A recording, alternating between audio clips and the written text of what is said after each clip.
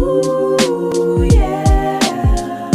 Welcome to ChiNet, the Agentic Commerce Podcast, where we learn how brands are building in an AI world.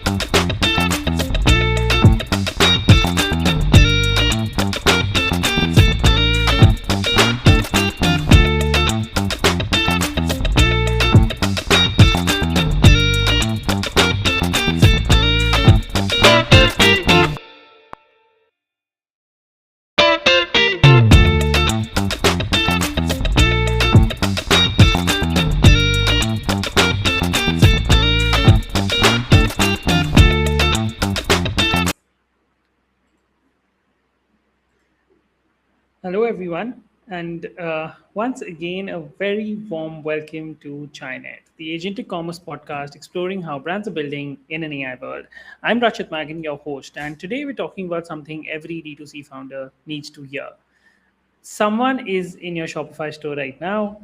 They perhaps clicked your ad, maybe on Google or Meta. They landed on your page and then they left. No purchase, no email, nothing. You might be able to get some of the details from some integrations, or you might not, right? But what do you term it as? Just probably bounce rate. You will go ahead and buy more traffic and then say that, okay, I have this X amount of bounce rate and be normal with it, right?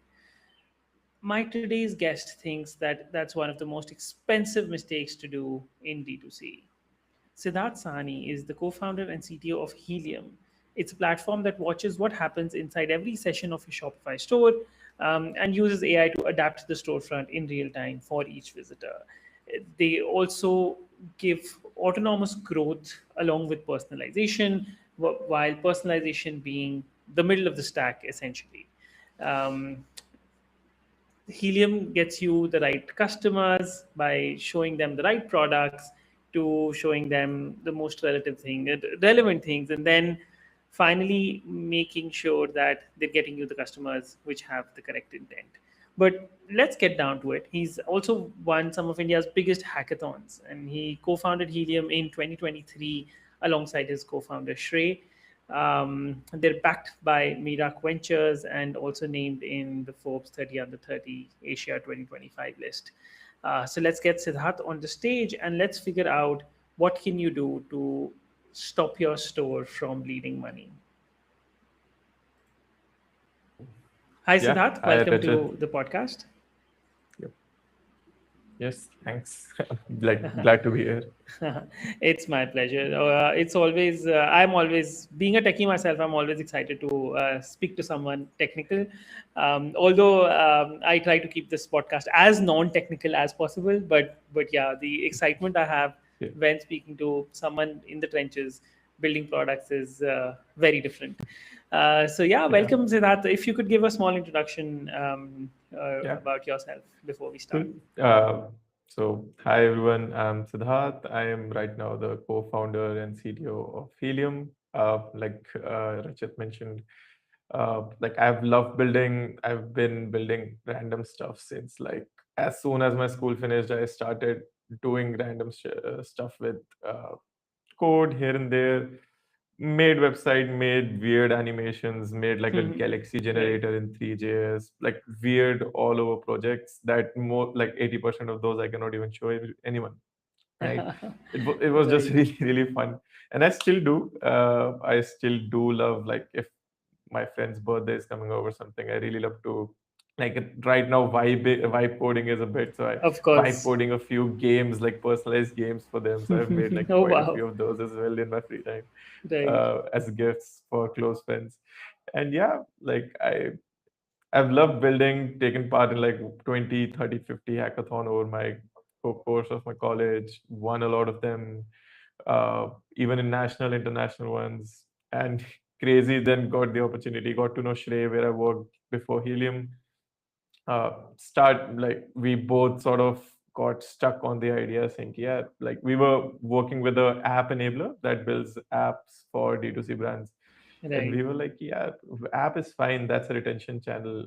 Website has so much opportunity. Website is so static, so bland right now. And things were getting really starting to grow in the AI space. And we were like, hey, Right. uh, let's jump the gun, do a bit of stuff like for D2C web instead of mobile. Hmm. And yeah, that's where uh, Helium also came around Amazing. almost 3 years ago now. Wow, superb.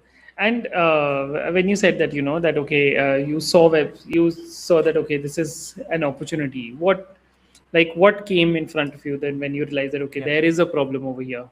Yeah.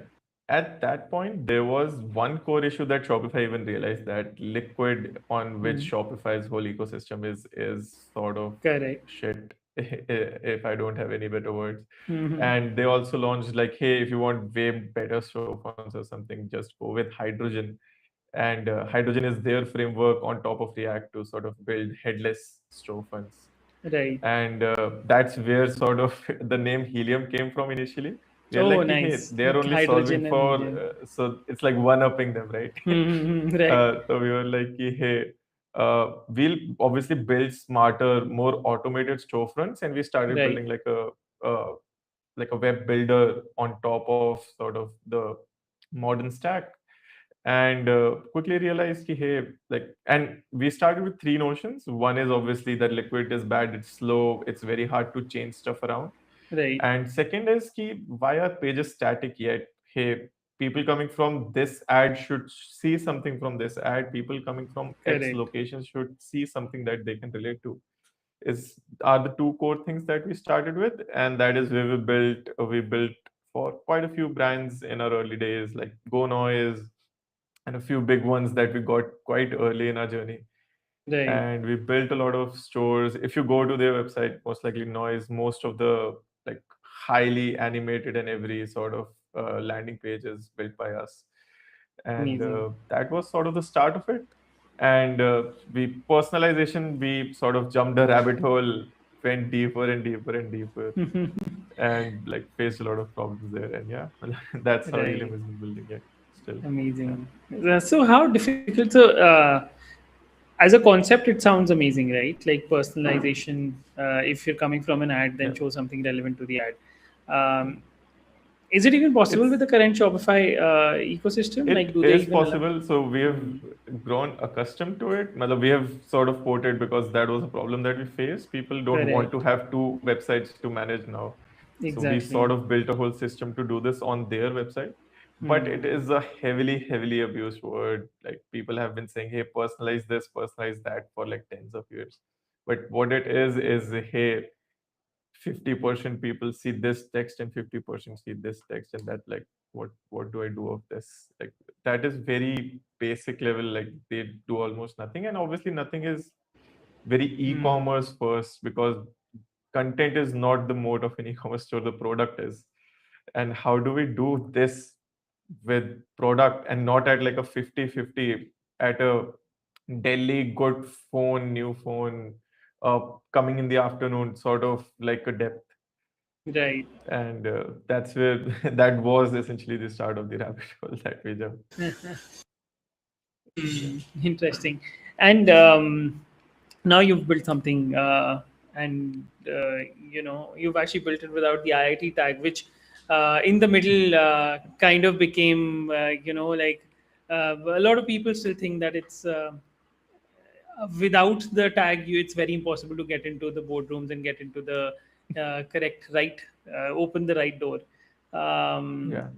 has that experience, like, how has that experience been? Like, do you think I that? think it's Yeah, I think it's a bit tougher. I won't say कि it's not there. I think that's like simple human psychology. He has cracked something tough. He might, and startup is like one of the toughest thing that you'll do, and he might be able to crack this as well, right? So that's like a simple psychological play. People are like, hey, he's an INT and like like a more safer bet if nothing Correct. else.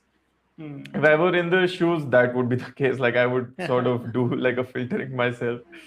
But it is harder to obviously get in there. But as soon as you have conversations, I think that the importance of that tag totally disappears in conversations. It's good Right. to get conversations, but as soon as like, hey, what you're building is bad and like the business doesn't make sense, then it wouldn't matter if you're from an IIT or Correct. your any other college. Right. Absolutely, 100%. Makes sense, and yeah, like, yeah, it just maybe takes you a bit longer, but yeah, but eventually, if your Yeah. product is right, if the problem you're solving is correct, then it doesn't Yeah, matter. it's a bit tougher Eventually, to get hmm, conversations, but if you right, are now starting to get conversations after hitting like hundreds of VCs, I think if the problem is good, it would stick with many right, of them. correct, correct. So let's talk about a Shopify store, right? Let's say there is a brand which has one of these stores, and they're running a meta ad. What happens when someone clicks on the store and lands on Shopify? What happens today, and like, without any Without optimization, us, and without without Helium, or yeah. without you guys helping them, and what should actually happen? Yeah, I'll even give you an example, not even at a Shopify store level. This happens Right. at an Ajio Myntra level as well, Hmm. where if you are getting ad of like it starts like anything would start at the meta level itself. Like what are you even Correct. showing to the customers, right? So catalog ads, most big catalog brands run catalog ads. These are 50 products that we have a carousel, and Right. as soon as somebody clicks, like for most small brands, even big brands, even if you do it, like you would have faced it a lot on Mintra and everybody, where the Right. product is out of stock, one variant is in stock, or completely out of stock, or like almost Correct. like only one of the variants. If I'm looking at apparel, like which is like the biggest category, many a times only one or two, like just XS is available, just large is available, five of the Right. variants is wrong.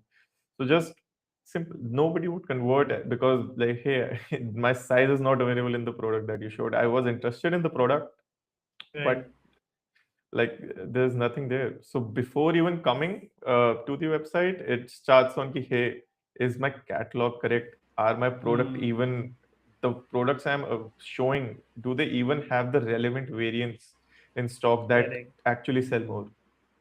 So it starts there, but as soon as you click ad, you land, hey, I like it 60-70%, but mostly people would be like, in it's especially in apparel, which is the major category, Hmm. people would tend to scroll down and see Other recommendations, things, different yes, types of correct. recommendations, Right. where we built a whole sort of a tagging system which attributes 70, 80, if on 70, 80 different parameters, every sort of subcategory Right. product, and we essentially built recommendations on top of it. We obviously give this tagging system itself to many enterprises as well, but that is essentially what sits at the core of at least the recommendation part. We also do ki, hey, if it's a more content rich category like Go Noise or some other Leaf or some other big brand. Right. They would have a lot of A plus content, but hey, my ad was talking about health tracking, but that's like 5 folds down for me Hmm. in my website. So for this particular audience that is interested in that, why not bring those folds up, change it around without having human in between essentially. Right. This is essentially auto decided based on ki, hey, this is was the ad's context, and hey, this particular block should come up, should go down in your Hmm. Shopify store itself. And Interesting. without And Helium right now, it's there. Look, I'll probably put it in two places. This was you land on a hmm, product page, right? correct. Uh, and the second is you land on a collection page. It's static, Right. globally best-selling products, or most likely a manually ordered list saying, ki, hey, you landed here, find what you're Right. looking for. And so these are the two places. Without Helium, obviously, the PDP would be static. How you've kept it, nothing changes. Most likely recently viewed or normal recommendation that Shopify itself natively has.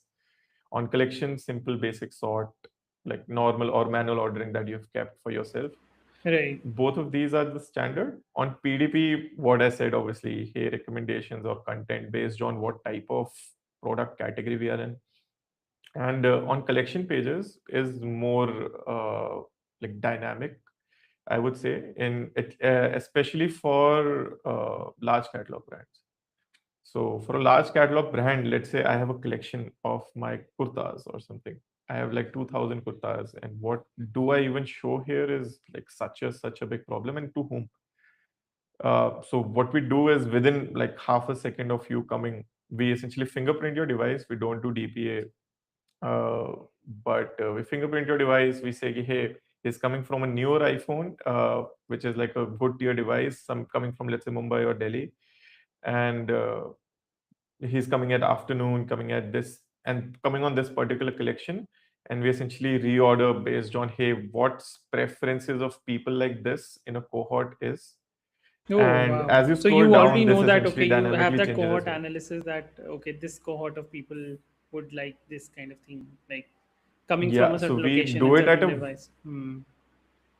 Yep. So we do it at a city level for the top 10 cities. Then we split it into essentially city tiers, saying, ki, hey, this is a tier Hmm. one, tier two, tier three city. Correct. Do it on a device tier level, saying, ki, hey, this is a iOS, but an older iPhone 11, a tier three Hmm. device, not tier five, Right. and splitting it across and doing it for each individual collection at a sort Hmm. of a regular cadence, and auto filtering all the stuff that I said about the cut size, ki, hey, catalog is not maintained. That is really true for your collection page as well. Uh, Right.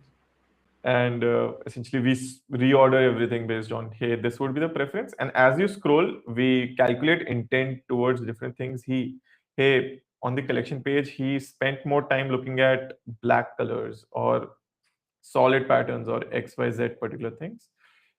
We sort of try and incorporate that as you scroll further and try to niche it down for you as you scroll in the collection, so that you start getting more and more precise based on Hmm. what intent did you show towards what. Got it. And don't like even now, uh, there are people still try to like even without any of this tech, brand owners and employees, they still try to optimize something, right? Like what are those Yeah. optimizations? Do you think like general optimizations work? I think general optimizations totally work. I think if a brand is selling on their own website, they might be selling on Myntra or Amazon. They have a Right. certain sense ki, hey, these are tending to sell more for me, and they do a manual sort. Most medium scale brand don't have enough traffic saying, hey, my catalog is 2-3 thousand products, Right. but my orders are like 70-50 a day.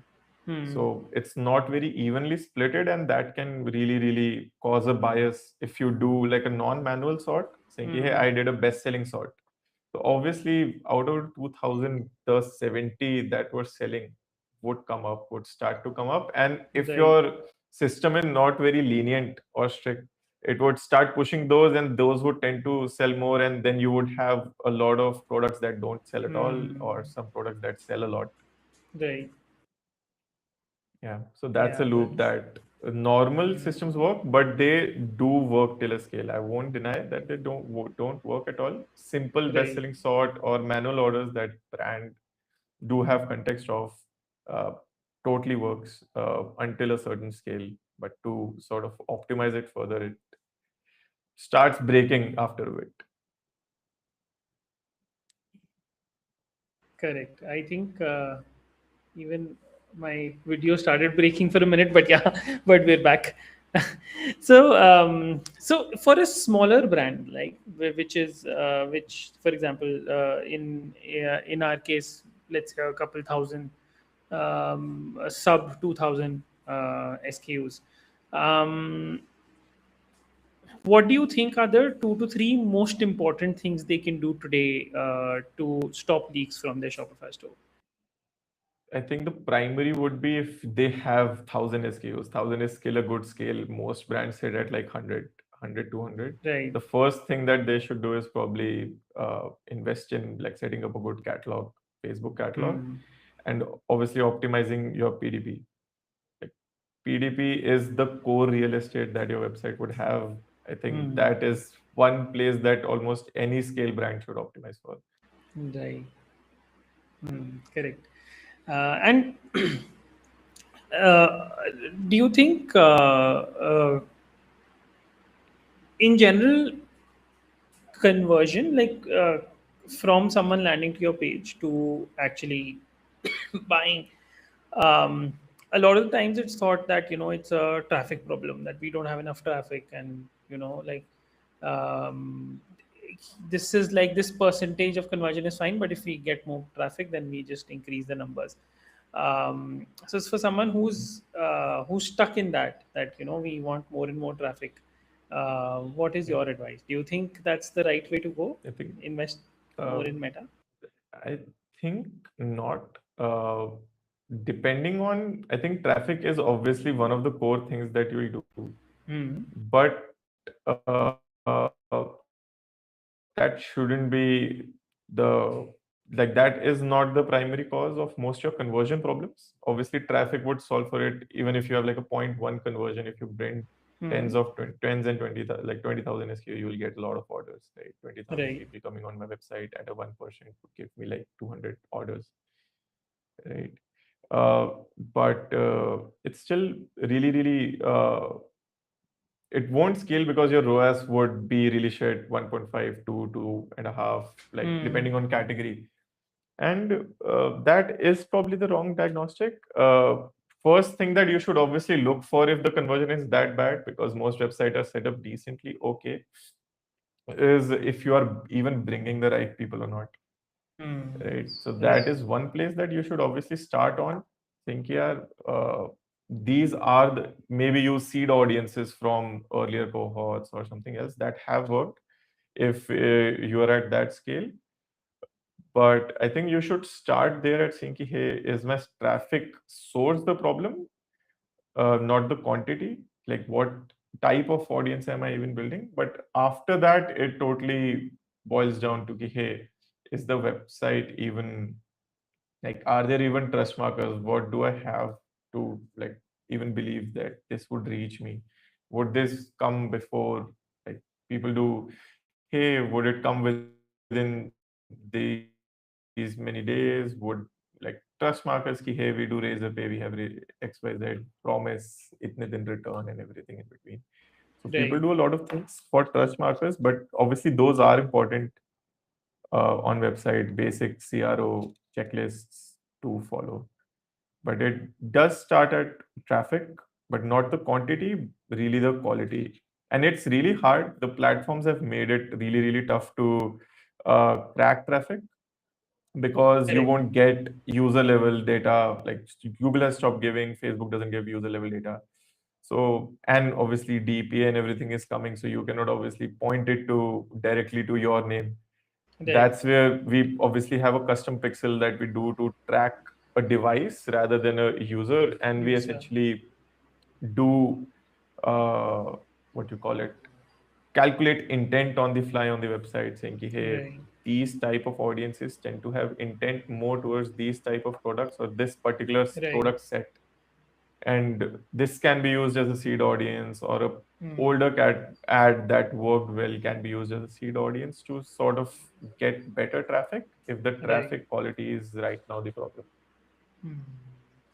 And a lot of people mostly just talk about ROAS and optimizing ROAS, right? Like no one really talks about anything after that. That's wherever Yeah. I've gone, whomever I've spoken to, right? Like it's just ROAS everywhere. Do you think that's the Yeah. right strategy? And like, if not, then what else? I think there are a lot of breakdowns that can impact ROAS. ROAS is obviously like a high level metric. This has my quality of traffic inside it, has my website conversion rate and optimization inside it, has everything in between, ki how good my catalog is, what is my retargeting strategy. Everything in between is essentially a part of my overall ROAS ka ek number. So it's obviously a good number to see at a regular basis, but obviously that is not a number that you can like throw a dart and say, ki, hey, I will increase my ROAS right now with this. That's not a number that you can optimize for. That is sort of an outcome, more or less. Uh, okay, traffic quality increasing, showing the right products, this could boost it, but these are all sub parts of it. And optimizing each bit would essentially increase the main number, and not essentially the number is the thing that you should track. It's a Right. overall metric saying, It yeah, yeah. okay, I got 20,000 session, yeah, great, but like what of it? Who was who? How many converted what? Hmm. Like, Correct. You need like a 360-degree picture. yeah, yeah. Hmm. And it's not easy at all. Most Shopify brands don't even have their GA set up properly. Their Facebook 6 pixels are not getting half the signals. Correct. So most brands are not really saying, "Ki, okay, I don't even have data. I don't even Hmm. know if a half of those numbers are accurate. So I won't focus on improving the quality of these numbers or making them accurate. I would say, okay, Hmm. let's just ignore these two numbers are correct. I'll optimize for this, which is like, Right. Because it's easy. Like because I think Meta gives yeah, you the ROAS number directly. Everyone's now focusing on that number, right? yeah, And I it's think it's easily just available and it's correct. correct. It's Hmm. most likely correct. So this is one number that I can is believe in is correct. So let's Right. just follow Let's that just optimize and for not that. optimize for anything else. That Hmm. like people just tend to ignore what they don't know, right? Ki, okay, I Yes. don't know if Correct. my homepage even works. Like Hmm. people, how many people coming to my homepage actually even convert? Is my conversion rate okay for this page? Hmm. Where does my organic traffic land? Most Correct. brands won't even know this, so Right.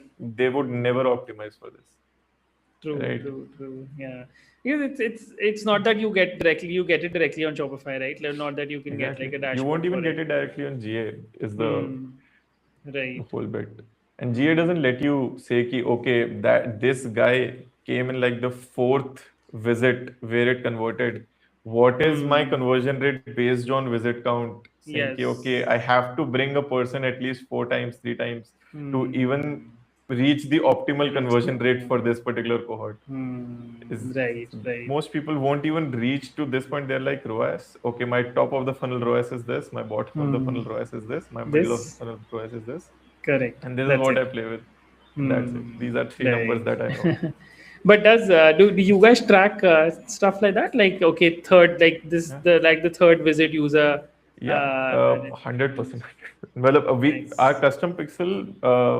So what we have built in-house is Mm-hmm. so because we were doing personalization and we were going down and down, and it turned out to be obviously a data problem that it should have been. That we Right. took a while to realize, ki, hey, we need to Hmm. track a shit more than what we do right Correct. now to Right. even do even more personalization. So this was the rabbit hole in this chart. Uh, and this was the rabbit hole that we went in, and we now have built a whole sort of an RCA engine where, hey, this is a whole flowchart sort of a thing. You have ROAS, all the Hmm. metrics that contribute to ROAS, and as soon as I click, let's say conversion rate, hey, this is my Hmm. pages. Page has this conversion rate. This has this, like a whole RCA tree. I click on Hmm. product. and it shows me if it's going down or up and every trend in between. So I click on product and I say, hey, it splits into iOS, Android, and traffic sources. And I say Facebook. Facebook, it splits into something else. And it's a whole tree that I can pass through. So we have a whole graph of sort of this RC engine, which obviously is very, very hard to consume for a person because it's so deep, so big. So we have an agentic layer on top of it that parses the tree, tries to build something we call anomalies in house. Ki, hey, my X sources audience with this particular device or this particular region has gone down. The conversion rate is Hmm. down. How should we optimize this? How? Where are they Right. landing and everything? Correct. Yeah. And then where are they So that dropping and what did they see? And exactly. like, wow, yeah, Yeah, that so is, this is an that RC is, engine, and we hmm. are starting to send these reports daily. Ki, hey, my Meta 10, 20 ads running on Meta, these three saw a drop in conversion rate because this happened. So like there are so many analytics engine, they don't have the capability of saying, ki, yeah, why this happened and what should I even do? Hmm. Like, should I close this ad? Hmm. What should I do? Like, where's the action layer on Right. top of it, right? And because we are automating most of these things with AI and autonomous stuff on top of it, we obviously need actions to act on and not just data, right? So getting ki, hey, these two ad didn't work because this audience is so small and it has most likely exhausted, or you need to like expand your seed audience, use these signals, or just close these ads, let's run scale these three ads more and close the budget on this. So just actionable on top of that, and obviously getting these particular things ki, hey, this particular problem is what caused my revenue to drop today, is something that we have in-house. We connect with your Google, Meta, and like Hmm. all your data stack, but we Right. tend to do on website stack on our own because that is something that no other platform would essentially even Hmm. allow us to take. Hmm. And to Correct. the depth, I can like we literally give data at the level of home page banner that points to this collection had directly contributed this amount to revenue and Oh, indirectly this wow. amount. Wow. So this points to Hmm. my bestseller collection. Correct. Did the person who clicked on it directly bought something from the bestseller collection? That's a direct Hmm. attribution. They went to the product, saw a recommendation that doesn't exist in bestseller. That's an Hmm. indirect purchase, indirect attribution. So to the Hmm. depth of saying ki my homepage, this banner caused this much revenue to flow in, is the depth that we sort of try and track to, so that we can trace back, do an RC, and essentially then improve. Ki, hey, banners like these work, creative like these tend to have better click-through rate and have better direct purchases. These Hmm. collections have better click-through rates, Ve- etc. etc. Very nice, very interesting. Yeah, those are, and when you think of it, these are like very obvious insights, right? Like you need these to actually optimize, right? Yeah. But interestingly, it is not available natively, which is great. Yeah. There's a community question from Neha. What are the things brands are completely blind to right now? What are brands completely blind to in terms Right. of I'm guessing in terms of optimization, since we're talking about in that. times of or in terms of optimization, most likely. I think brand tend to have a lot of tools in their website and a lot Hmm. of things that they change themselves, but they don't know if their change actually cause something to go up or down. So most of Hmm. the actions that any brand take, oh, I'll add a size predictor or a chat bot or something. Did Right. it even impact anything? So every Hmm. change on the website, like they would know what to do on Meta, they would know what to do for, let's say, WhatsApp messages. But anything that is a change on website is mostly to either, hey, I want it to look good, or Hmm. it's just a like a dart throw in uh, like a blind dart throw. It might hit, Right. it might not, Hmm. but like they have no idea if that worked or not. Even Correct. if like they added a recommendation, they added X, they added Y, did it even work? Did it contribute anything at all? Is Right. something that they nobody has any idea. Hmm. So they're throwing a lot of things in the dark and then praying for them to work. That's Yeah, hmm. essentially. Right, right. And yeah, and that's even more when with respect to what you're saying, like when it comes to banners or the UI part of Yeah, things, like the ads part, the ROAS part of things, still there is some KP, there are some KPIs attached to it, but the exactly. images and the banners and the catalog, those are the things which are Yeah. just heuristically driven. Yeah. Hmm. And the problem even comes ki they are optimizing for the wrong set of audience as well, right? Hmm. In Right. many times they do this. Like what I've seen Mm-hmm. working with a few brands is brands tend to work on things that won't move a needle. It's either in the fifth fold of some particular page, which would see like 1% or 2% of your audience, which Right. most likely won't be that intentful. Hmm. Uh, or they're like optimizing for third fold of homepage, where the homepage is like fifth, like the like 5% of traffic comes to homepage, and Right. then like a third, fourth fold down below is like 0.2, 0.3% of Hmm. audience. Like you're optimizing for such a small bucket that the Right. even if it got an ROI, the ROI would be so low it won't change almost anything. Anything. Hmm. And you Yeah, won't even know that, okay, what, like we did so yeah, much but nothing happened ultimately, like. nothing happened. But nobody reaches there at all. So how would anything happen is also a Right, case that they don't know. right.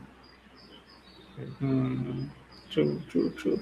And with Helium, while you've been building, what has been a failure point where where you thought that, okay, this is it, this is gonna change the world, and then eventually you realize that, no, this did that did some.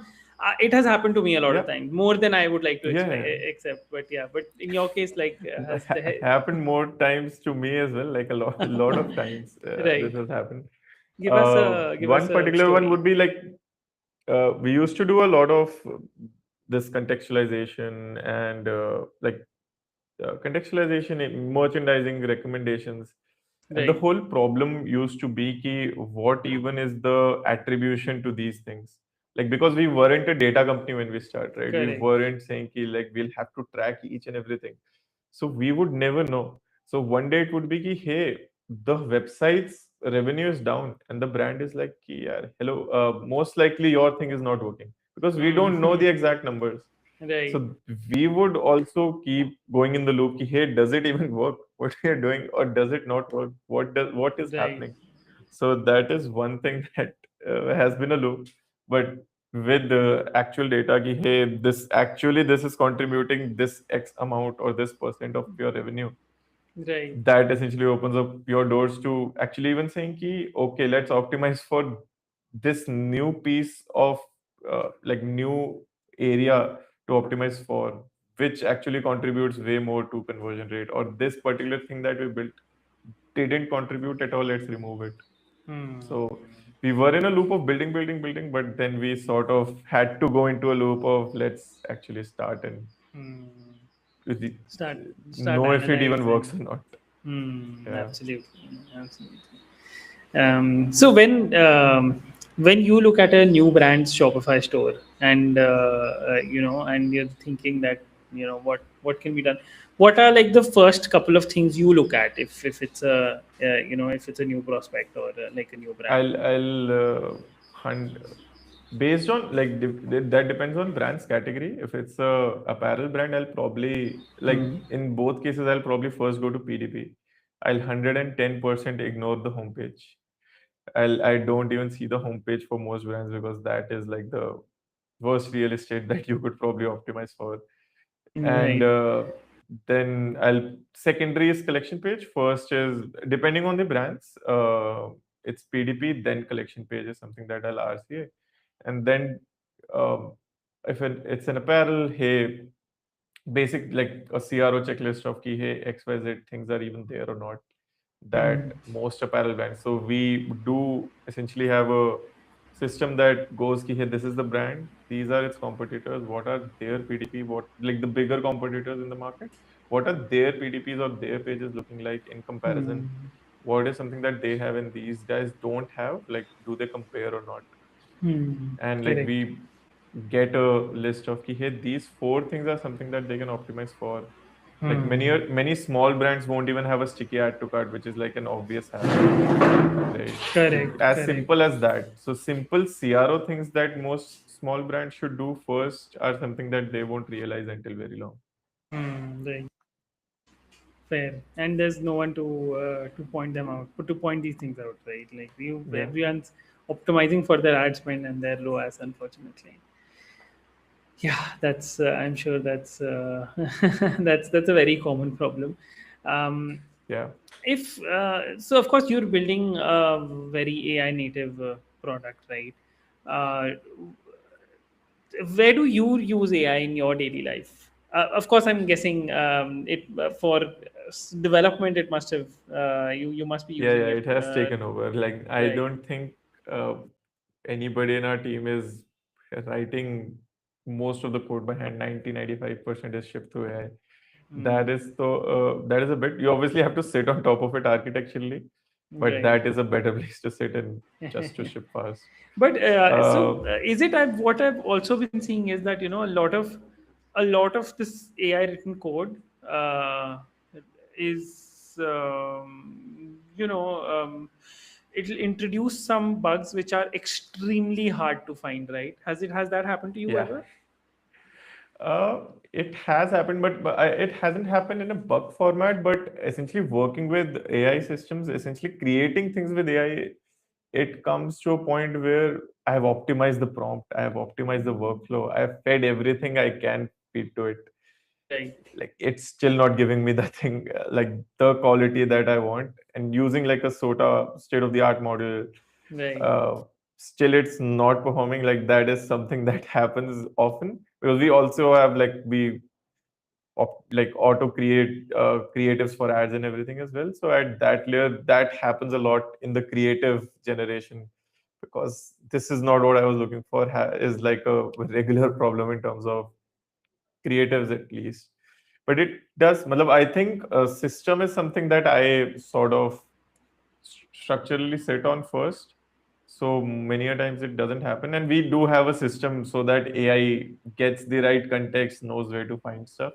So every Hmm. module, every feature that we build has like a file, root file that points to every subfile, saying, "Okay, this is for this is for this." So it Correct. doesn't have to like reread everything, and Hmm. have a few custom skills that sort of knows that this No, is to be that done correct, correct, into correct. your like. And like, I think I personally use anti-gravity more than cloud code, but I do use both. Right. Anti. Okay. Like, We've not had good experience with anti gravity, but yeah. Uh, it hasn't been. I think after hmm, optimizing it a bit, well, if you are, I like the part where you can just quickly iterate because it's very fast. right. Sonnet and all tends to take a lot of time. They take Flash time. is Yes. Gemini Flash is relatively very fast, and Correct. when I have like a spec, I tend to do like a bigger spec, a phased plan for if I'm making something new for like a bigger project, Right. and then sort of split it and give it to smaller modules. So then Hmm, I know I have to do these four things, these right. smaller things, so I can just have four parallel anti-gravity sessions running. And they're doing all the work. Yeah. And do you have Yeah. have your hiring plans changed because of AI? Like especially in the Like, I tech side, do you have think? stopped having interns. We used to have a few interns that we used to give work to, but like Right. that sort of part has totally, like, I earlier when I used to lead a team of around 10, 12, we used to have like junior devs and senior devs as well when Right. I was at another company. Hmm. But since I've been here, like, I think it has drastically removed the need, even or maybe even give an intern the capability of Hmm. writing or shipping more things. So it goes both ways, but I haven't had much because we tend to improve products more Right. and ship more vertically than horizontally. We also do horizontally, Hmm. but more vertically. But Right. so those tend to, like, interns don't really align with. Like, I Because have had they a few, right. yeah, You need a lot of but product yeah, knowledge to ship exactly, vertically, right? You cannot just like come for 3 months yeah, and then right. But overall, in the tech landscape, do you see like so we have 3 levels, right? We have our interns or like the junior levels, then we have mid levels, then we have senior levels. where do you see the maximum impact, like positive or negative? Like where do you see Positive is, I people? think, junior and medium level. Senior is Hmm. also decently high. I think seniors is the highest if they are using it. Right. I used to be like a Vim freak. I have like a whole big Neo Vim setup. I Right. still I do anti-gravity in agent mode and I code in Vim because it's Hmm. such a big habit now. I cannot write in VS Code in other Right. things now at all. So that is one thing. But I think junior devs, it hasn't been that much impact because they don't know the depth of it at all. Right. So they Hmm. won't even know if the AI, what AI is doing is good or not. Correct. Whereas at a senior level, they know what I want to do. These are technologies that I know would work for this, and I Right. know these dogs, these functions, so I can quickly just see what it has written and hey, that's done. Hmm. So okay, these are wrong, these are correct, and that is good to go. So I think most impacted as a senior level. If you Right. have used a lot of things and it is using those lot of things, then it is enabling you a lot. Correct. Correct. Yeah. But I think Yeah. junior and medium level would have to like there are two directions. Either you go deep into saying, "Okay, I would know every library, every sort of SDK or system that I can build on, so that I can architect better and not Hmm. do product stuff." Or I Hmm. could go more on the route of key being a tech-enabled product guy. So I think for juniors that these are like two routes that I've Hmm. enabled. Right. I know decent amount of tech, not extreme amount of tech, Hmm. but I am really good at like thinking of what things to build or what to improve, and then I can ship features or ship things very fast Correct. without Right. really an intervention of somebody saying, "Ki, oh, I want these four features to be added." They can think, "Ki, hey, Hmm. these are four improvements that would actually improve things a lot. So let's move the needle here." Hmm. Makes sense. Makes sense. Yeah, I think, wow, we've been talking for almost 50 minutes. It's super. I'm just checking. There is one last community question which I would want to show up. Harsh is asking, when I visit a store, sometimes it directly messages me on WhatsApp without me giving them my number. Is that legal? This is a gray area. I don't know. Hmm. Basically, there are providers like GoQuick and a Right. few others in the space. What they do is they sit on your website, and if you're bought from any website, Hmm. they have your information. So you don't need to log into or log into some other Shopify website. You are actually not technically logging into that number login. You're not logging into the website, the Shopify website. You're logging into GoQuick or any other platform that there are. Right. Like I think there are four or five now. Like there are many people getting into this, uh, Correct. and essentially now that is a part of this website, so they know who you are rather than Hmm. saying. So it's a gray area. I don't really know because you have willingly given it to GoQuick and you have logged into GoQuick, and GoQuick is Correct. part of this website and part of that website as well. Hmm.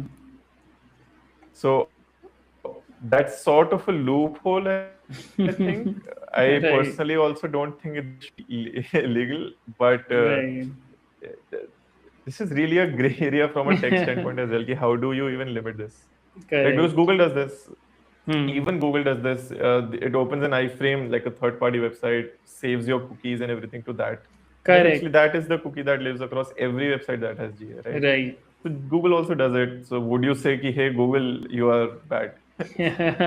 So Right. that's why it's a gray Right. area, but it is a very, very good question because that is one thing that annoys me a lot as well. Because Yeah, I tend I'm to, sure. I have to visit a lot of D2C websites Correct. in Correct. general. Right. And then they keep messaging you. So like Yeah. exactly. So my whole WhatsApp is just so many different brands just messaging me, retargeting Correct. messages and Yes. everything. Yes. Yeah. Yes. Right. So, Yeah, like I think you're right. Like there's it's technically you've given your information to something like a GoQuick, but yeah, like it's not, yeah. maybe a little unethical, but yeah, like if it's not, at It's a least gray area. It should be right, illegal. it It should isn't, or be. is it? It's inside a loophole. Correct. I think that's why these companies tend to like this was a RTO hack initially. So what why did this was across this category or across XYZ, I have now data about people.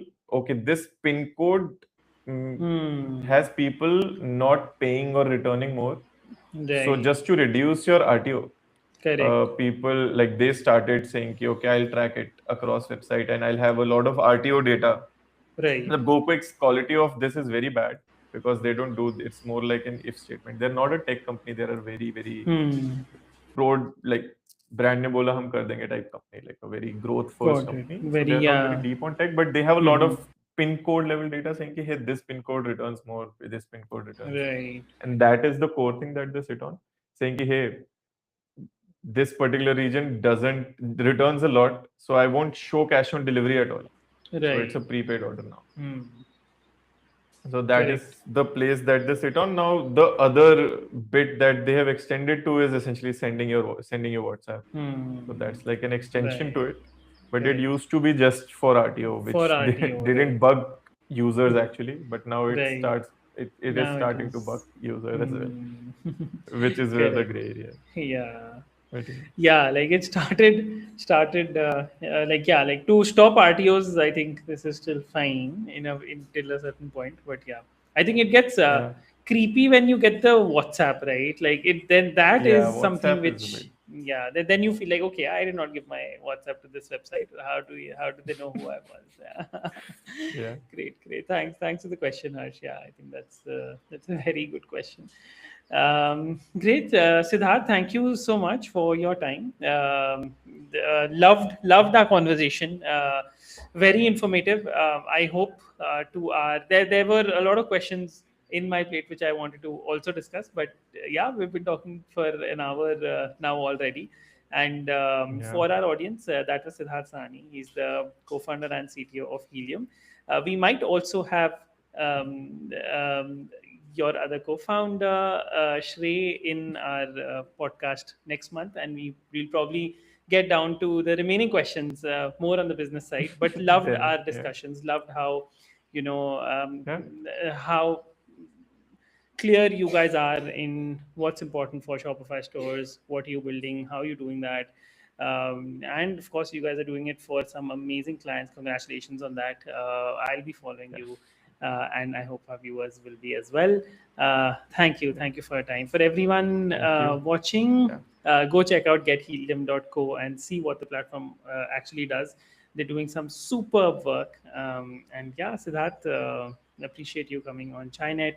Yeah. I was Had a Rachit, lot of your fun. host. Same here.